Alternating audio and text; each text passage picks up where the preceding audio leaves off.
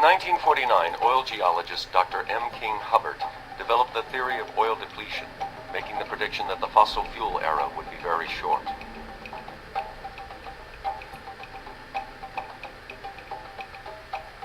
In 1956, he forecasted that American oil production in the continental 48 states would reach peak production in 1970.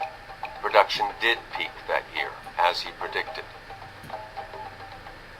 In 1974, Hubbert testified to a Senate subcommittee warning of the dangers of declining fossil fuels and an exponential growth culture. The U.S. oil peak in 1970, combined with a crisis in the Middle East, led to severe oil shortages and an economic crisis in the country. Americans experienced record high interest rates, long gas lines, the highest gasoline prices in history, recession, and a declining stock market. In 1997, petroleum geologist Dr. Colin Campbell wrote The Coming Oil Crisis. 3 years later, he founded the Association for the Study of Peak Oil, known as ASPO, and held the first meeting on peak oil in Sweden in 2002. Dr. Ken DeFay, a Princeton oil geologist, published Hubbert's Peak in 2001, followed 2 years later by Richard Heinberg's seminal work, The Party's Over.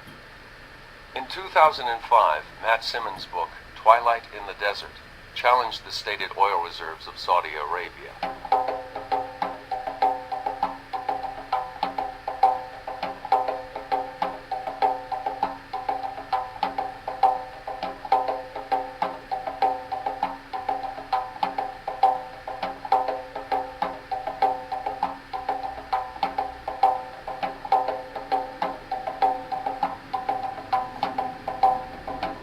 If it turns out that Saudi Arabia has peaked, then categorically the world has peaked.